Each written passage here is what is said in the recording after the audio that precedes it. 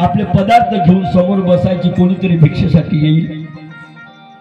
तिच्या घरचा तिचा जो मालक होता त्या मालकानं काय केलं, तिच्या घरी 2 पोते गव्हाचे होते।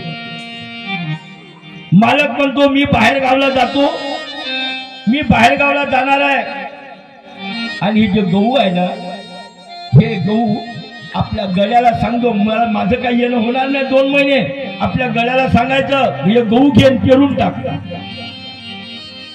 ठीक आहे म्हणे, मी करते।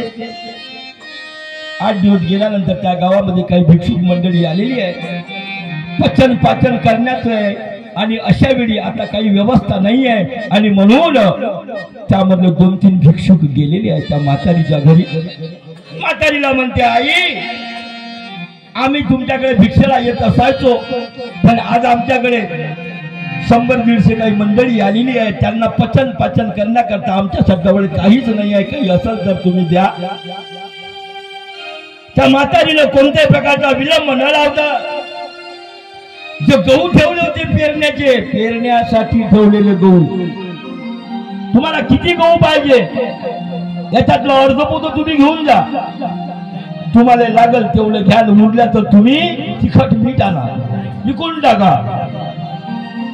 पेरण्यासाठी आणलेले गहू आपल्या मालकाने सांगितलं की हे शेतात पेरायचे आहे, शेतात पेरायचे आहे अशा म्हणल्याबरोबर शेतात पेरली नाही ते गहू त्या भिक्षुक मंडळीला देऊन टाकले। दुसरा दिवस निघालेला आहे, तिसरा दिवस निघाला, हप्त्यानं आता गहू शेतात पेरायचा टाइम झाला, शेतात पेरायचा टाइम झाला। नौकऱ्याला म्हणे मालकीन बाई गहू पेरायचे सांगितले मालकाने, गावामध्ये तर दिवस पोत आहे, अर्ध पोत कुठं गेलं? ते म्हणे अर्ध पोत गेलं, देऊन टाकलं मी, पण कोणाला सांगायचं नाही बरं का, घरच्याला तर अजिबात नाही सांगायचे। आणि मग ते गहू आता पेरायचे कसे, जागा अपुरी होईल ना, त्या बाईनं म्हणलं अपुरी जागा पडते ना, मग त्यातली वाळू टाक, रेती टाक, टाक म्हणे पेरून।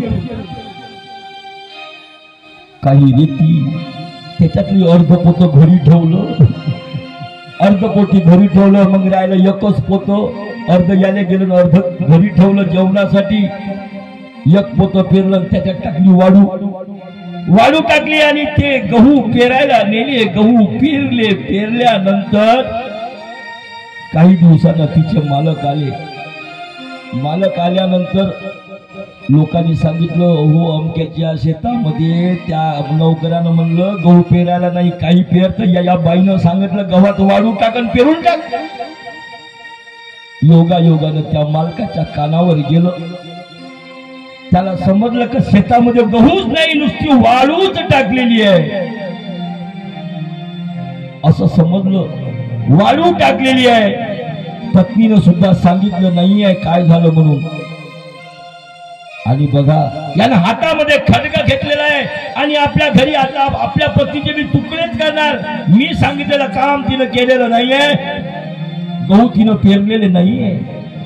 रागानं लाल झाला तिचा मालक, हातामध्ये खडगा घेतलं। बरं पहिले म्हणे मी नौकराला जाऊन विचारतो, नौकराला विचारलं काय हकीकत आहे, नौकर म्हणते महाराज मालक गोष्ट अशी झाली आहे, गहू कमी आहे, कमी होती म्हणून मालकीला विचारलं, मी काय करू, एवढ्याला होत नाही, मालकीने सांगितलं वाळू टाकन पेरून दे, टाकली म्हणे वाळू।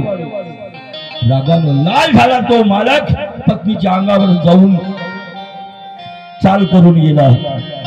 मधात एक त्या घरा शेजारचा होता, तो म्हणे भाऊसाहेब एखादा मला पाहिलं नाही, चौकशी नाही, काही नाही, काही नाही, त्या बाईच्या अंगावर तुम्ही खडग घेऊन मारायला चालले।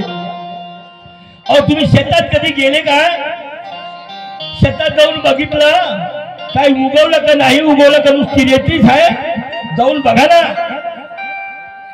आणि त्याच्या डोक्यामध्ये शिरलं ते, हे तू म्हणतो ते बरोबर आहे।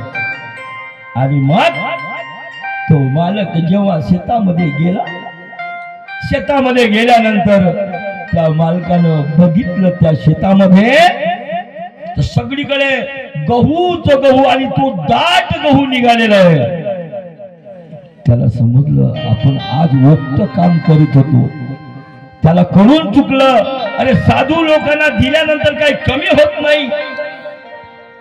तुम एक पैसा दोगे तो 10 लाख देगा. अरे तू सावर किती सावरशील, गेला ना तू दाता आहे ना तर तुला आवडता येणार नाही एवढं मिळेल, पण तू मनाभावातून दे, हृदयातून दे. आणि म्हणून त्यांनी जेव्हा बघितलं त्या शेतामध्ये आता निरादाट असा हिरवागार गहू आलेला आहे, त्याला गही उरून आलं. आज माझ्या हातातून अगदीच घटणार होत.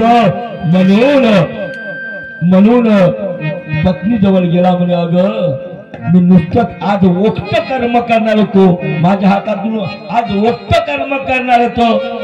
आणि म्हणून त्या माणसानं त्या बाईला सांगितलं, आजपासून कोणताही साधू येऊ, साधू आल्यानंतर त्याला दान दक्षिणा द्यायची, त्यानं मागितलं त्याला परत पाठवायचं नाही. त्याला अनुभूती आली त्या मालकाला आणि पत्नीला त्यानं आव्हान केलं की यानंतर कोण्याही साधूला रिकाम पाठवायचं नाहीये. तिला तर परमेश्वर घडला, पण याला सुद्धा परमेश्वरानं तशी बुद्धी दिली. दंडवत म्हणा, दंडवत उपार करतोय का? ठीक आहे. आणि अशा प्रकारे सांगायचं तात्पर्य म्हणून हे परमेश्वराचं कर्तव्य आहे. काय अपूर्व के जगती दीन नाथा, काय अपूर्व के जगती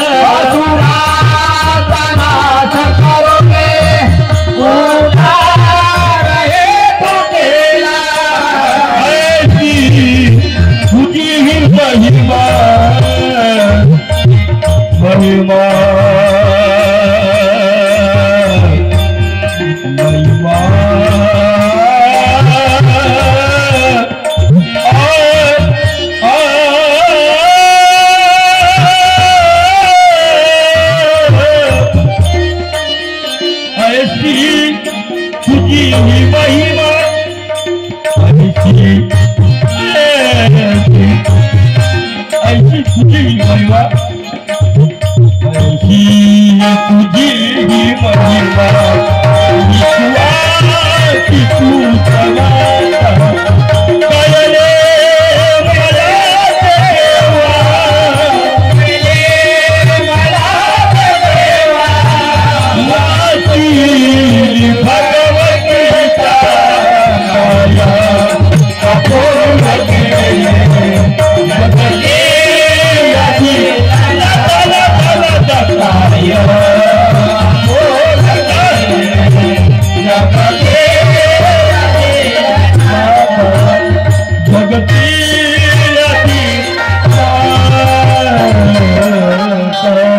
श्री कृष्णचंद्र भगवान की जय। बंधुजनो गोपाळाची आरती पंचावतार तुम्ही